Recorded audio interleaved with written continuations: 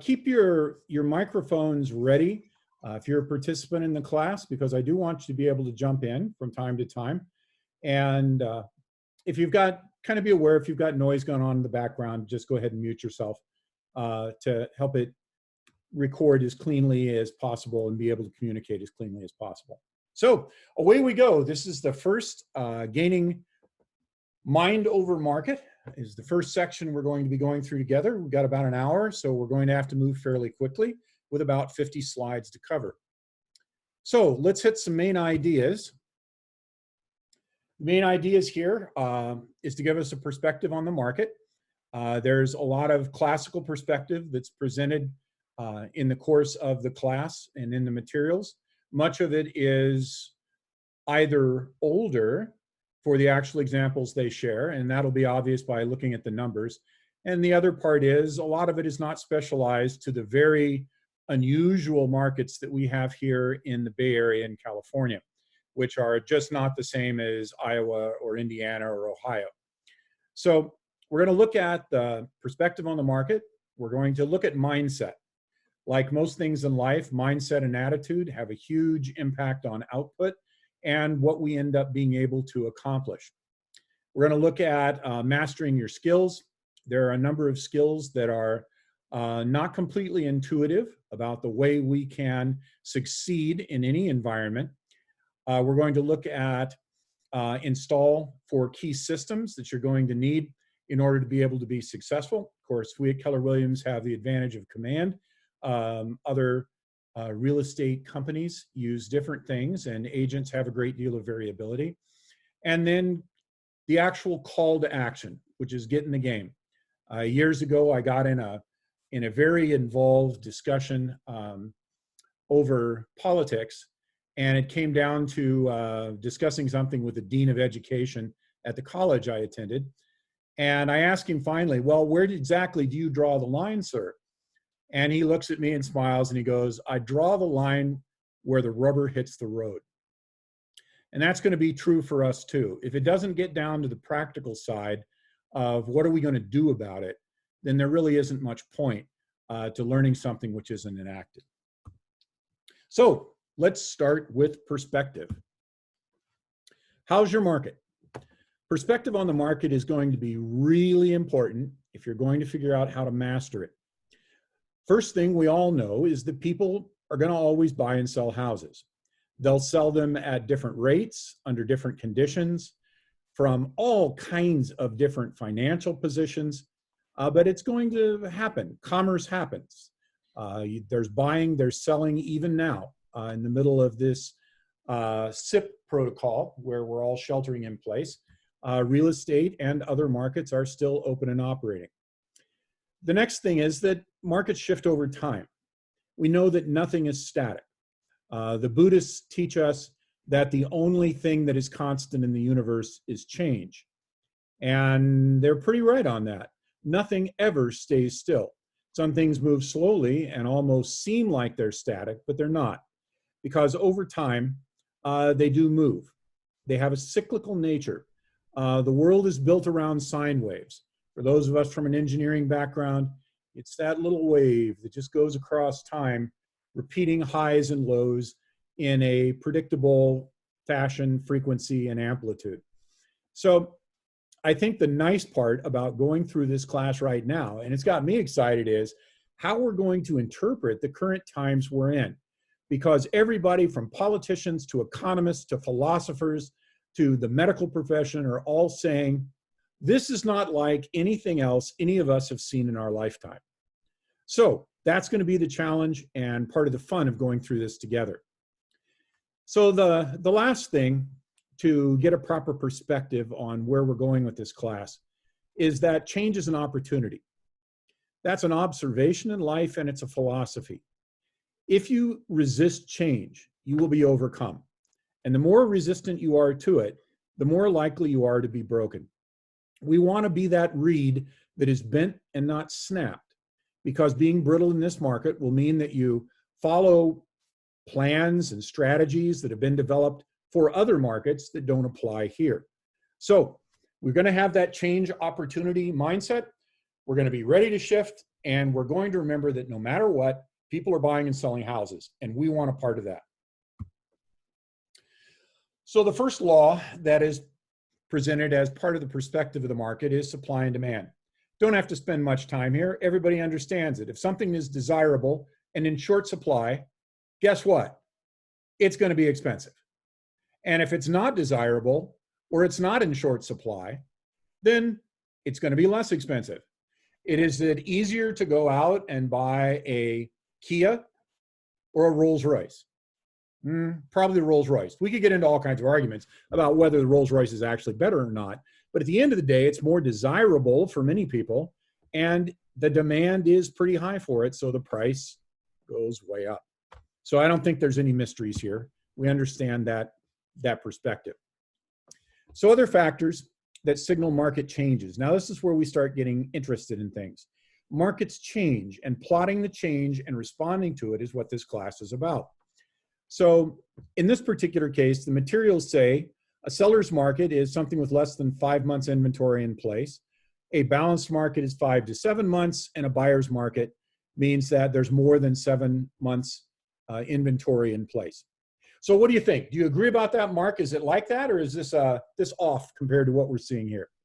Well, keep in mind, Bob, that a lot of these statistics are being pulled off on a national level, and we're in a rather unique situation in Silicon Valley Bay Area. So our market and our expectations are going to, 5 months of inventory for us is forever. Right. If we have less than 5 months, for us to deem what we're accustomed to as a seller's market, where are we right now? We're at 30 to 60 days of inventory, right? So our statistics are going to shift a little bit in the more desirable section. So we're hotter when it's hot. Does that, if sense? And our balanced market, the inventory is a little bit less, maybe 3 or 4 months, and it doesn't become a buyer's market in our perspective until probably 4 months of inventory or more. Right. So what trend are you seeing right now, Mark? Which way is it going? Because anecdotally, I'm hearing all kinds of things. It's a tough thing to gauge, Bob, because the market is not natural. Our shift in our market is not based on outside economics. It's not based on affordability in the area or desirability of our area. No, our market right now is kind of got shackles put on it with our pandemic. So with the shackles in place, it slowed things down, but is our market really shifting?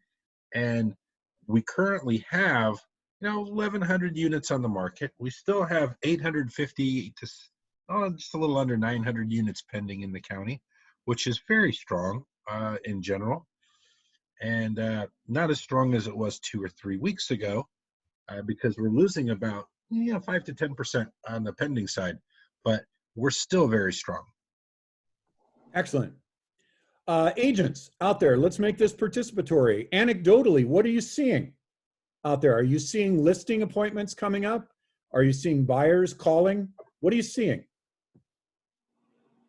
So this is Yvette. Brian and I did a buyer's appointment yesterday with some very old friends of mine who contacted me regarding buying up in the north part, Daly City, Pacifica.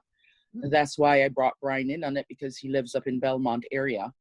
But we did a buyer's presentation, and really, I think it just needs to continue to be about listening to your client and what their needs are. And by listening to this client in particular, we found out that he's going to make a job shift from working for Chan Zuckerberg to working for himself. So I told him to talk to his bank, and of course his bank told him, you better buy now then, because we're going to need a lot of data on you if you are self-employed. So you have to listen to the client and then drive them or encourage them to reach their goal in an appropriate way. So now he's on it and he wants to look. At the same time, through some of my activity on Facebook, I got contacted by really a Facebook acquaintance saying that she and her ex would like to sell their approximately $1.8 million home, probably quarter mile from the spaceship, the Apple spaceship.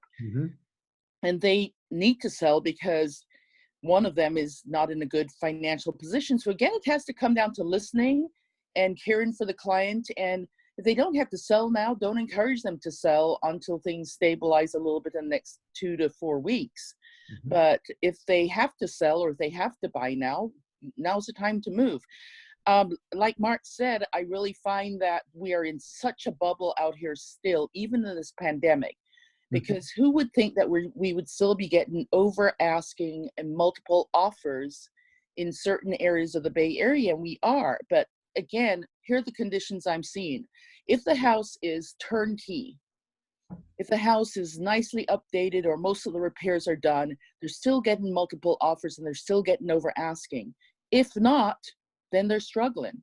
And Mhm. depending on the area, I'm about to put one on in about a week, a listing over in Berryessa, Alum Rock, that is not as hot as, say, Sunnyvale, Santa Clara, and Cupertino, but it's still hot. So the house is just stunning. So I'm hoping to get traction. So again, it's a bubble. I believe in mindset more than anything else. So even though the shift is happening, like Mark said, there's somewhat of a shift. I don't think it's really the big shift that everybody else is experiencing across the country right now. Yeah. And you know, Yvette, I think you've really got the key there. We have to shift according to what we're seeing here. Other places are interesting, but ultimately our businesses rely on what's here. That was Yep. great anecdotal information. I know I've heard Alan say that, I think it was last week or the week before, that he had more listing appointments he'd ever had in his entire career in a Yeah. single week. So things are still moving. Let's hear from another agent, someone else. What are you seeing? What anecdote would be interesting to note to the group? Well, Bob, I was on a call with CCIM, which is commercial, but I think it relates, and it was not only this area, the Northern California, we have the Southern California chapter, and I think a lot of people know that retail has been hit the hardest, and then they believe office is really Yes. going to go down. But they said it's real interesting that a lot more liquidity is going to be needed for loans. So people that had a harder time before getting their paperwork in or whatever, they're going to need a lot more. So it's better to apply as soon as you can, because there may be a few months a waiver of those bank statements. So it's better to get anything you can now with the overwhelming supply. So they said that they all thought that the residential markets were doing better. Yeah. Yeah, that's great. Okay, well, thanks you guys for your input. We're going to keep moving, given the slides and the ground we need to cover. Thank you, Maureen. Thank you, Yvette. That was excellent input. Okay, perspective on the market, other factors. Affordability Index. This is a kind of interesting set of math-ish type calculations, and it basically says this. Are you in a market where the average income, actually the middle income, median is the middle, mean is the average. So the middle income, if you look at everybody's income on a list from the top, most money in the area down to the person who makes the least money in the area, and you count up, if there's 1,000 people, you count to the 500th, and the 500th is the median. That's the middle of the list. And so they're trying to say, if you're at the middle of the list for income, can you buy a house at the middle of the list for price of housing? And they're just saying, if it's 100, yeah, you can. If it's over 100, you can buy more. And if it's less than 100, you can buy less. There's nothing really that amazing about the calculation. It's more a question of what does it take to get in a house. So the descriptions I'm hearing from agents are that the money that's coming from offshore is still there. It may not be coming quite in the same way given the disruptions of commerce, but it's still there. The money that comes from RSUs and from stock, where you've got couples that have been saving up, maybe living in extended families for 4, 5, 6 years, saving the money, vesting the stock, they're out of the market right now because the stocks have plummeted and they don't want to sell at a low price. So there's pressure there to hold their money. And then there's double income folks who have good tech jobs, and what can they afford? So answer me this, agents. If you've got two engineers that both, let's say one works at Google and one works at LinkedIn. They both make about $125,000 a year. So they've got $250,000 of household income. What kind of house can they buy right now? That's the question. What do you think? No stock. Let's say they have 20% down. They've saved it over the last 3 or 4 years to the tune of maybe $40,000. Okay, what options do you have for them? Please run your whole question again. Sure. I'm trying to figure out if you've got a couple making a gross household income of $250,000 working in high tech, and they've got about $40,000 cash saved up. Where's that going to place them in the market? Above the median house, below the median house? Are they going to even be able to get into the market? What do you think?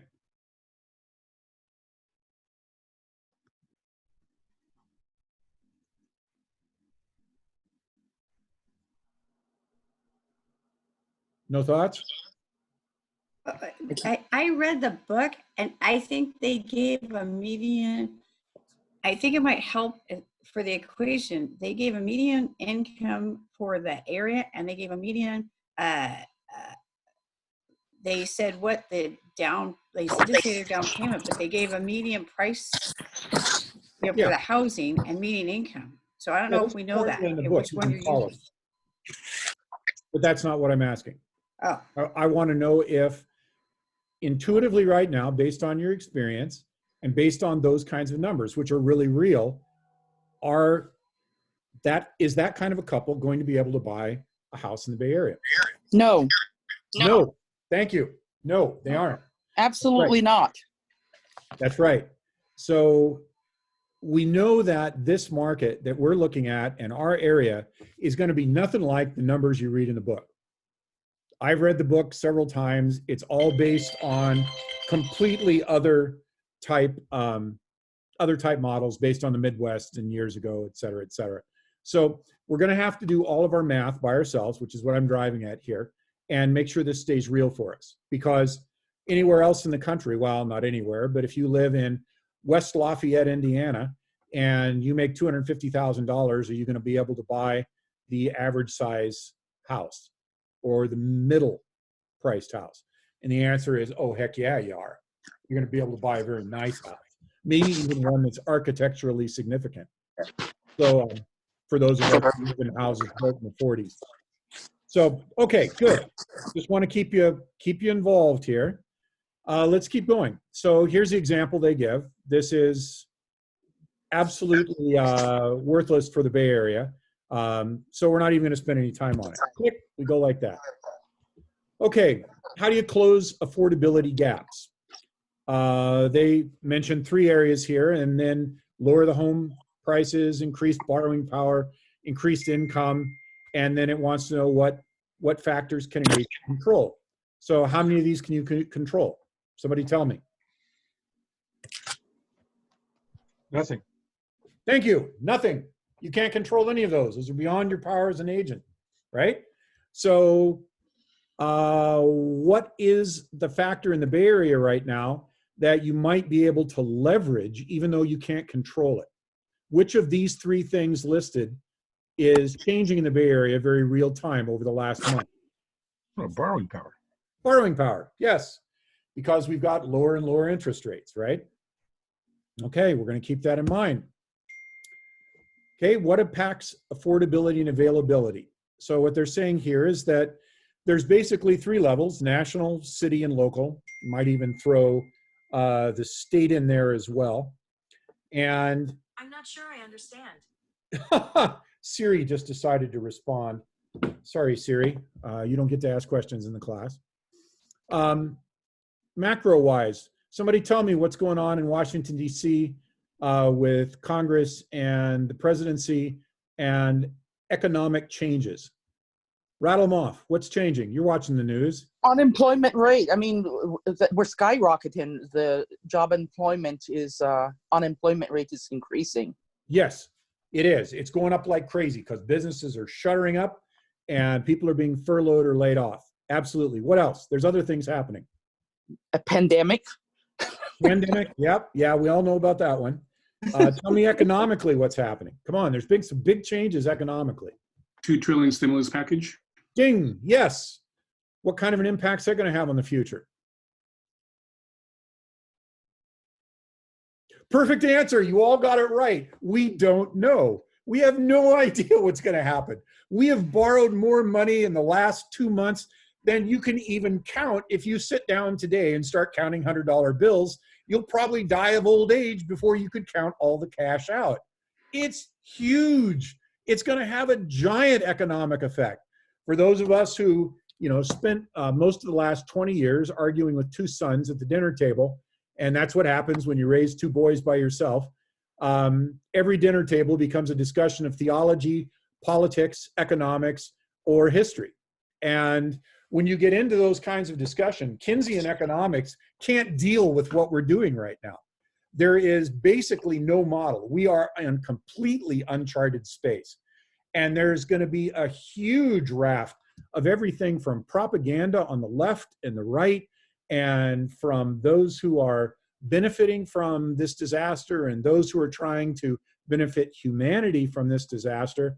And it is the wild, wild west. There are no real rules right now that we can follow to predict which way it's going to go. What other changes have happened? Come on, there are some other ones. Somebody talk to me about the Fed. What happened to the Fed? No? Well, the rate went to 0. Yeah, the And rate with the lenders, there's so many loans and there's not enough liquidity. And so the rate actually went up a little. There's strange stuff happening there. It's at some real low levels, though, compared to pretty much any other time. Somebody talk to me about the Treasury and the Fed. Is anybody aware of changes there between the Treasury and the Fed? What's happening? Okay, that's your homework. Write it down, because this is going to have an effect on banking well into the next century. Something happened between the Treasury and the Fed, and I want you to take the time because we've got the time, we're home. As long as your internet works, you can go out and do some searches. Figure out what changed between the Treasury and the Fed. Something changed. So there's all kinds of stuff going on at the national level. State and city, I'm going to lump those together. I think they should have thrown state in there too. What's happening to the population of California last 2 years? Decreasing. Decreasing. That's right. When have you been alive, for those of us who've lived in California? I wasn't born here, but we came here when I was 3 months old. So trust me, that's been like still 63% of a century that I've been here. And I've never seen this happen before, where the state of California is actually dropping in population. So if it's dropping in population, why aren't we seeing housing going down?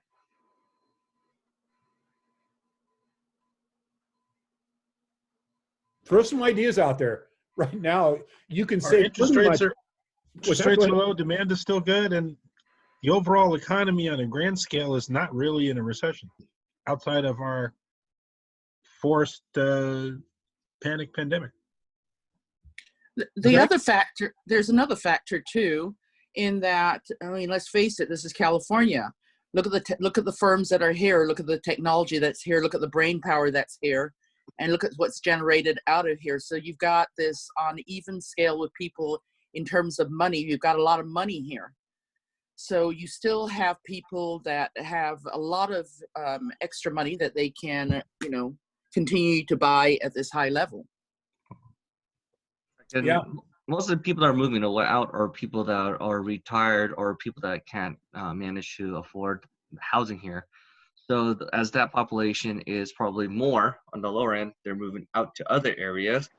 And then the people that are moving into this area are few, but they're actually, working for these mostly tech jobs and medical jobs and other higher professionals. Yeah. and there's not enough housing for them. Depending on how you look at housing too. Absolutely. That's a great insight. But what's happening with lower income housing? Is that going up or down in availability right now? Well, availability down, but Down. up in demand. Almost non-existent. Almost non-existent. Okay. What's going up though next to Lawrence Expressway or Highway 85? Somebody tell me what they see when they drive by. A lot of condominiums. Yes. Yep. High rises. High density construction. A lot of high rises. Have any of you ever been to Buenos Aires, Argentina? Anybody? Oh yeah, all the time. No, just kidding. Not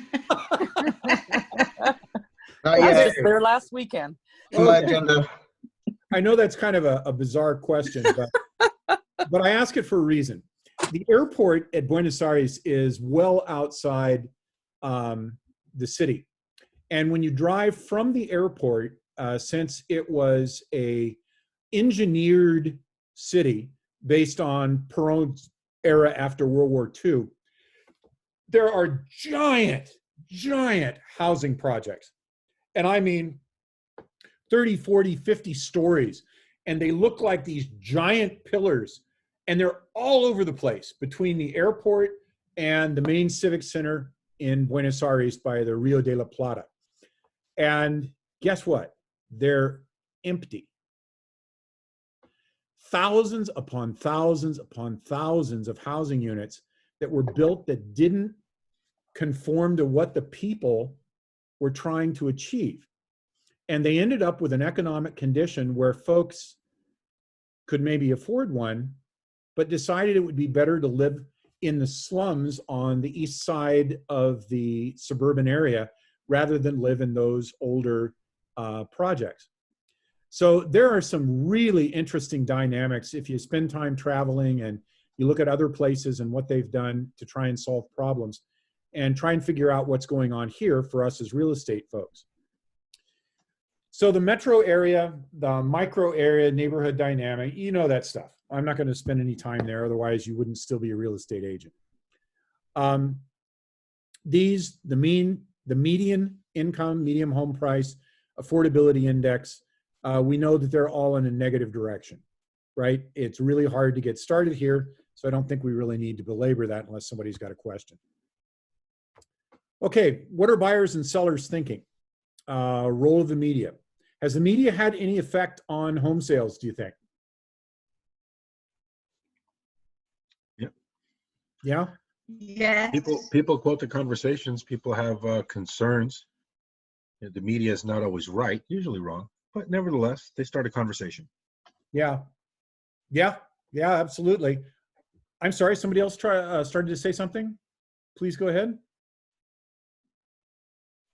Right now, a lot of people are home, so they listen to a lot of the media, and then so they cross-reference, and it's just it's a feedback, right? It helps people gauge what the public sentiments are trending toward, whether it's right or wrong, and that's another perception or fact-finding, but it gives a kind of a macro opinion of the direction we're heading. Yeah. Excellent.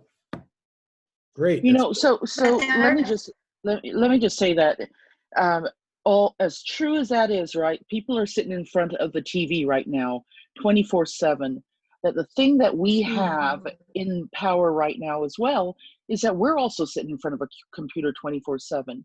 So I'm trying to use that time in front of a computer on Facebook or Instagram to inform people as much and keep them calm, because the media is always trying to, what sells is the trouble, right? Not the good stuff. So I just want to point that out as well, that we have that power. We're sitting in front of a computer, and if we're just sitting there posting and reposting the bad times, we're going to get what we asked for. It's a great observation, Yvette. It's nice. Yeah, I used to teach Western civilization back in the day when I was in graduate school. And in doing so, I got particularly interested in the history of the run-up to World War II, what was happening in the late 1920s through about 1938. as the run up to the war. War's not all that interesting, but what happened to get there kind of is. And one of the things that you notice is the way the press, left, right, center, all just went completely crazy out of perspective into their own worlds, and how folks followed one side or the other side, and the effect it had on not only commerce and political systems, but on the suction that pulled the entire world into a war. So true. it's really important to keep an idea of vigilance when you're looking at macros, and to read everything critically. That's always a good idea. So for us as real estate professionals, we need to watch what's going on in the media and how that's going to affect, because if the media is scaring someone, rightfully or wrongfully, and it's something that's significant, it's going to affect whether or not they want to make a big purchase like a house. It may affect them like, holy smoke, I'm getting out of town fast because we're all going to die if we stay in the city. And a lot of people are kind of thinking that way. Others are thinking, oh my gosh, I'm glad I'm in the city, because if I wasn't, I'd be out in the middle of nowhere with no medicine, no help, no food. So same events, different ways to look at it. It means be prepared for your clients. What you're going to be able to see when they start asking questions could be all over the map based on what they're seeing in the media. And seller beliefs are going to be huge.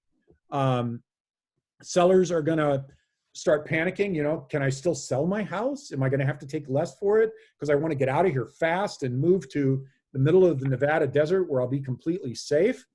Or are they thinking, wow, this is going to spike things as soon as this shelter-in-place order comes off, the market is going to pound forward and we're going to see all kinds of demand. That's the kind of thing to keep your eye on right now, because the perception is not reality, but it's the way people act about reality. So keep an eye on that. Things are changing fast around us. Buyer beliefs. What kind of values may continue to go down? Are the prices going to go down, going to go up? Nobody knows. Let's have a quick straw poll. Olivia, can you see the entire matrix of people? I can't. I can just hold on. Let me change it really quick, and I will in a second. Okay, well, tell me when you're ready. And for the rest of us, I want you to give me either a thumbs up on the screen or a thumbs down on the screen to whether you think when the SIP is lifted, the price of housing is going to go up or down. Okay, so think about that for a second. Olivia, a lot of people don't have their cameras on. So if you don't have your camera on, either press yes or no in the chat. In the chat? Okay. Yeah. Okay, let's have it. What do we got? How many think yes, the housing prices are going up, or no, the housing prices are going to go down? What are the buyers going to think is going to happen? Everyone's saying yes, up. Thumbs are up. Thumbs up have it? Oh, yes. down. Maureen is saying down. Larry is saying residential, yes. Go up. Okay, good. Thank you. So it looks like that the majority of folks who are here think it's going up. And I would wager a guess, and my guess is that that straw man poll is probably better than most of the statistics you're going to read, because you guys are working out there every day in it and react according to what you see and as part of the Bay Area. So we'll keep an eye on that as time goes on and see how closely that prediction holds. Okay, now how do you approach a class? They give you 3 levels. I'm not going to belabor this very long. Are you a prisoner, a vacationer, or an explorer? They basically want to know, are you going to sit there and do nothing and listen while you're doing other things? Or are you a vacationer that you're there just to have fun? Okay, if this is your notion of fun, we should probably talk. And then are you the explorer? I've got a better way to do it. Are you a lion or a crocodile? That's much easier. It's a simple 2-pole system. If you're a lion, you're going to be out there. And how do lions get their prey? They stalk it. They hunt for it. They look, they smell, they listen, and they go out and they find what they need and they get it. What does a crocodile do? They don't hunt like that. Crocodiles don't stalk. Crocodiles ambush. They wait under the water, silently, not breathing, for hours at a time until some poor gazelle wanders down to get a drink, and then they chomp. They've got them.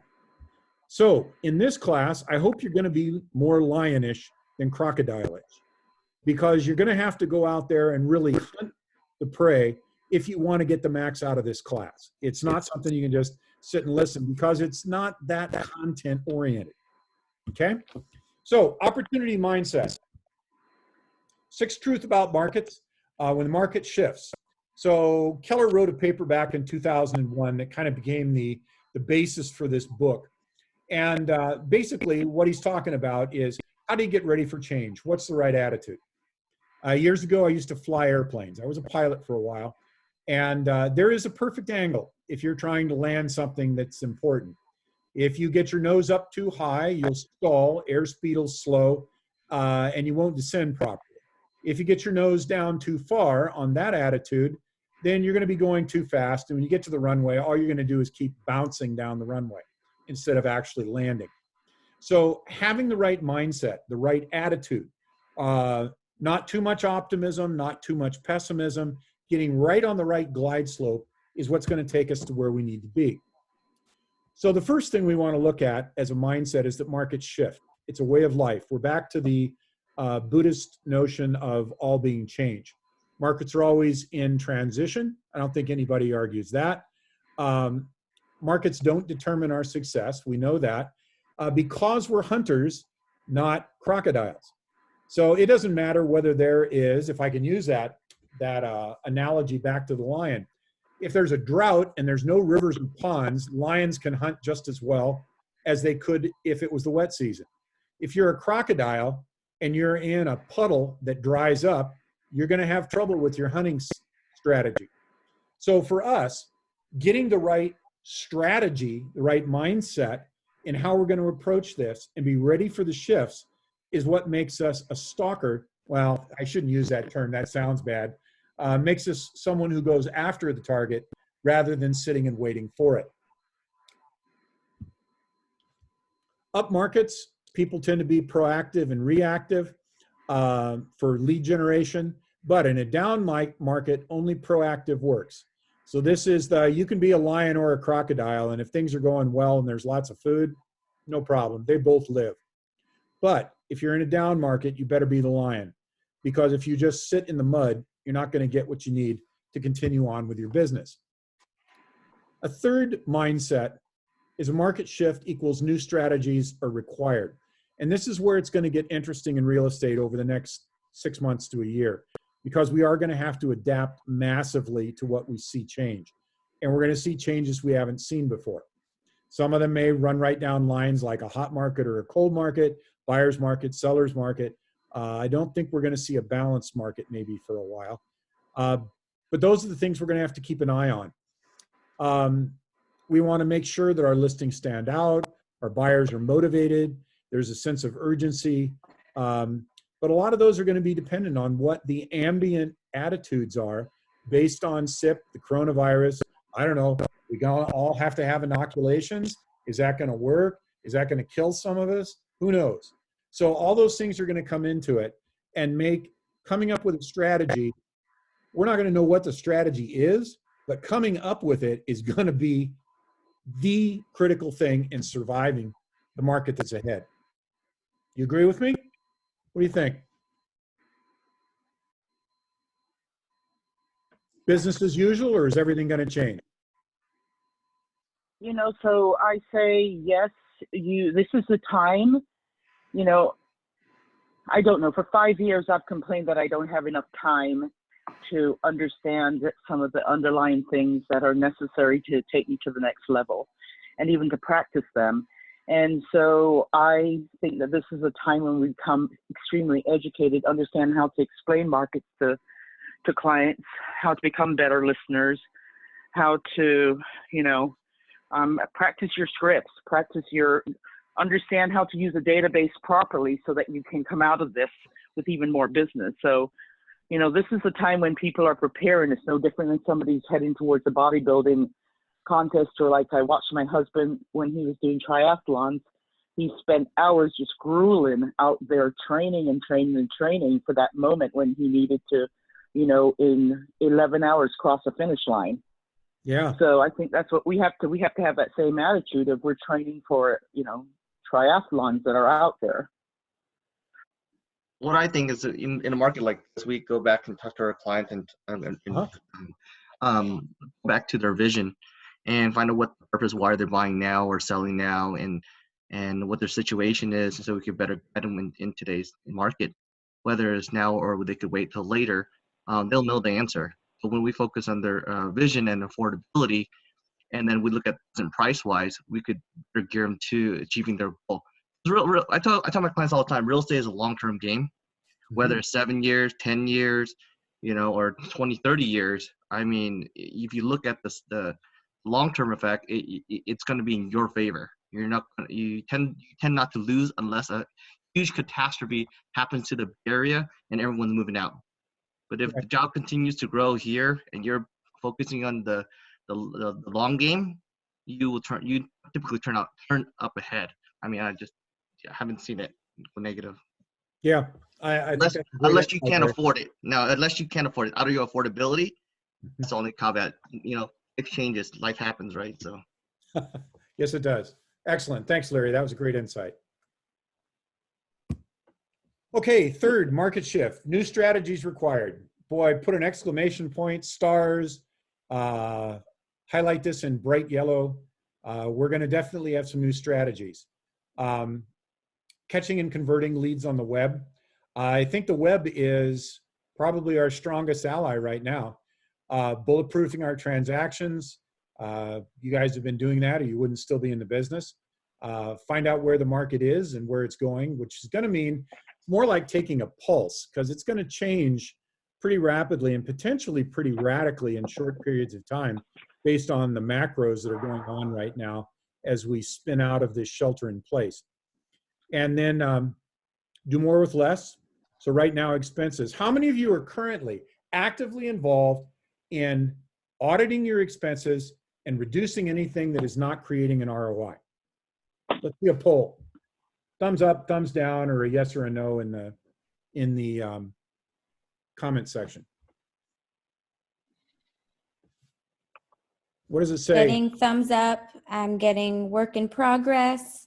Needing some help from Larry. Okay, good. So it seems like most of you are. Brian is saying that he needs to. Okay. He's not, but he wants to. Okay, good. So the trend is you're at least looking at them if you haven't already acted. So remember that when it comes to expenses, sooner is better. It's real easy not to spend money lately. I don't know how many calls you guys get. I get at least 3 or 4 solicitations every day from website companies to lead companies. Everyone's trying to take my money. And right now it's real easy. It's like I'm not spending $1 till the SIP is lifted. So call me back next month. Call me back in 2 months. Right. So it's definitely easy for me to say no to all the new stuff that's being thrown at me. Yep. And then also you got to make sure that you're getting value for every dollar that you spend. Absolutely. It's that return on investment, isn't it, Mark? Yeah. Everything's about return on investment. Yeah. From a business standpoint, always cut deep, cut quick. You want to maintain things that are getting an ROI because you want your business to continue to survive. And as soon as this is lifted, you want to rocket forward like a jet fighter off of an aircraft carrier with a catapult running. So that's where you want to be ready. So you cut deep, cut quick. Why not cut later? Because by then you've already reduced your stores. You want to cut while you still got a good cushion, not after you've lost it. Then it's too late. So think about that. Think about your expenses. Alternate financing. Boy, there's some interesting things happening with small businesses. Loans that are available, especially loans that are available for salaries where within certain guidelines, they are completely forgivable. They won't ever have to be repaid. So small companies, I imagine in the commercial area, this is going to come to bear. Theory of equilibrium. The equilibrium is that seller's market, you're going to see an agent count increase. Buyer's market, agent count decreased, big opportunity when those with stamina, skill, adapted, improved business practices are ready to go. Okay, so what is this? Well, having spent the last 30 some odd years as a senior director of engineering, I can tell you that what you're looking at here is a double sine wave separated by a time delta on the x-axis. Now, if that means something to you, awesome. And if it doesn't, what's the takeaway? Now, this is the picture that's in your book.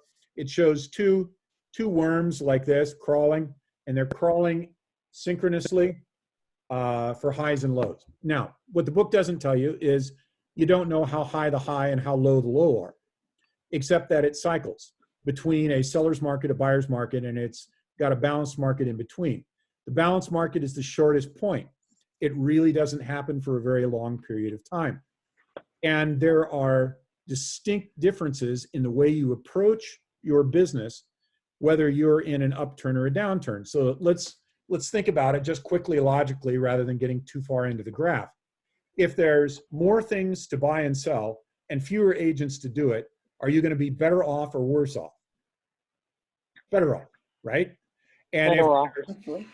and if there's fewer houses to sell, but there's too many agents, now you're going to be worse off because competition is going to be really fierce. So all of that whole discussion around that double sine wave and where the peak and the valley are and where you want to be at any given moment is this takeaway, that when the market is down, you use the time to capture market share. And you hold that market share as the market rises, and the number of agents that are selling real estate is going to trail the demand. So somewhere on the up curve is where you're going to hit that sweet golden moment where there's more inventory and there's fewer agents, and you've got tremendous opportunity if you're ready for it. That's the key. Are you ready for it? The fifth one here is when markets shift downward, time to reach equilibrium is unknown. And this is an argument I used to get back in the days when I was still brown-headed and brown-bearded instead of this crazy white color my hair keeps turning. And we used to get into discussions about, well, where are you going to sell your RSUs or your stock options? And everybody tries to find the very topmost part, and you want to sell right there. Well, the bottom line is it's a myth. You're never going to find that spot. You're going to miss it every time. The key is to get on the upward side and sell it when you've got a good profit and it's something that's acceptable for you, because the next day it could rocket down or it could rocket up.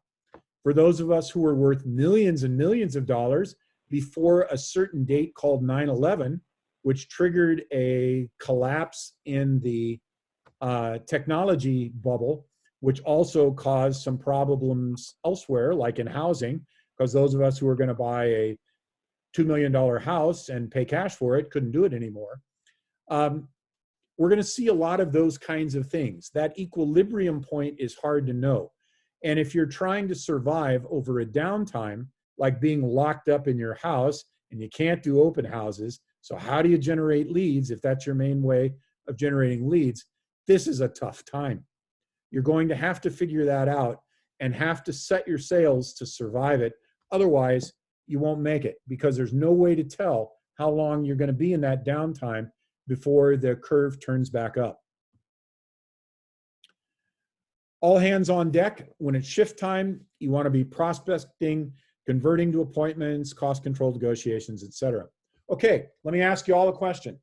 How many of you are doing something significantly different right now than you were in February to keep your business going? Somebody tell me what you're doing different. Or are you all doing it the same and it just, this will pass? What do you do? This is Kenny. Hey, Kenny. So before, I wouldn't really call my database on a daily basis as we're doing now. Mm-hmm. So now I'm definitely calling everybody in my CRM, maybe everybody in my groups. And, I think you had mentioned prior to where the media is also playing a big part. I think it's also people are looking for distractions as well. Mm-hmm. And where if I'm reaching out to them with a genuine the genuineness to have a conversation and kind of just love on them a little bit. My average time of conversation is about like 18 to 22 minutes. And Wow, which isn't really, I just got off of a conversation with a person from my gym, and I was on the phone for like 26 minutes. And I don't think I would have talked to him in the gym for like 6 months for that duration. that's amazing. That's a great insight. Are the rest of you seeing that as well? Seeing extended conversations? Are people lonely enough and bored enough that it's more fun to talk on the phone? Absolutely. Yeah. Good. Yeah, one of the things that we have a mandate on our team, and that is that every day 10 conversations, or 10 in command and move forward, and the conversations are not to be about real estate. I mean, Okay. I know a lot of people are like, I'm talking to them, I'm trying to guide my clients, I'm doing this with my clients, and I'm like, that's not what we're doing. We're actually calling to check in on people and see how they're doing and to get caught up. And that is allowing us to,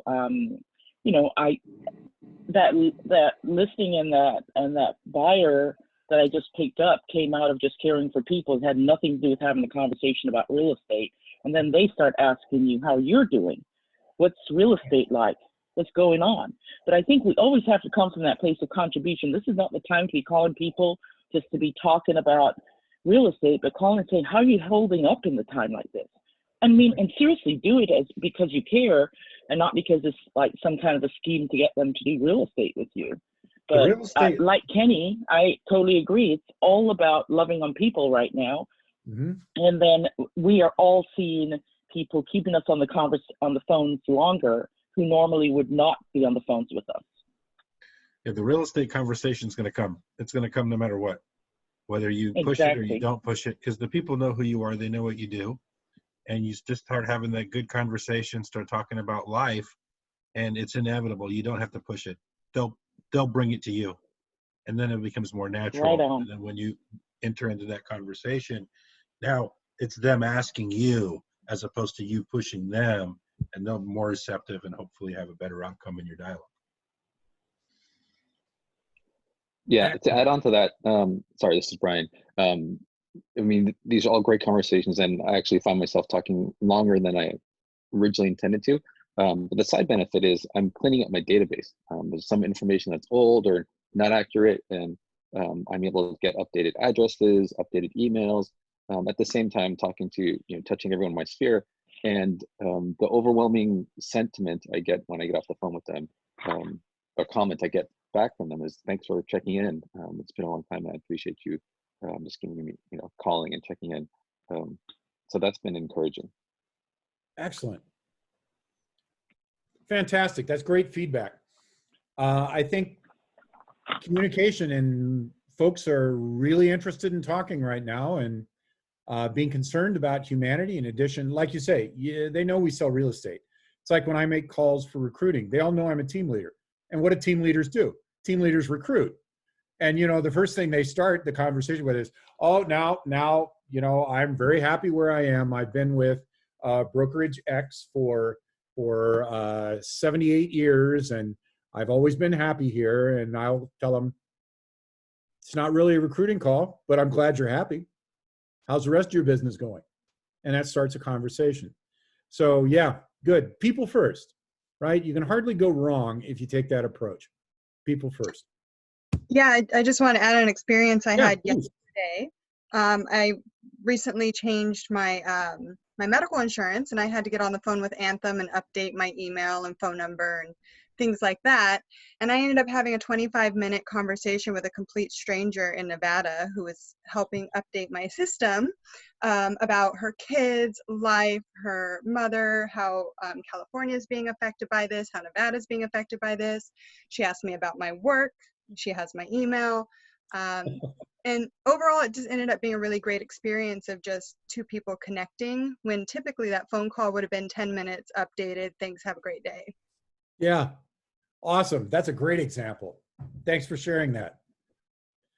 Cool. Well, your role is that of an opportunity warrior. Now, we're just about on the top of the hour. we're on slide 25. We have about 50 slides. So this is telling us that the pace is going to be a little less than a full lesson each session. So we may have to extend these out the backside.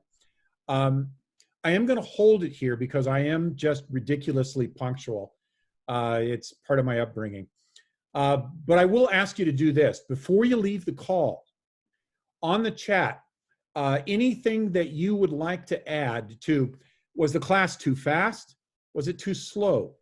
Was it on target? Was it off target? Are we discussing enough? Or is it too much discussion and not enough class? Try and give us something so that Mark and I can continue to make this class meaningful for you guys. Because what we envision it as is completely irrelevant. What's relevant is what's going to make sense for you. So please take a couple of minutes to do that on your chat. If you don't do it in chat, you've got our emails, especially those of you who are inside KW. You know who we are and how to find us.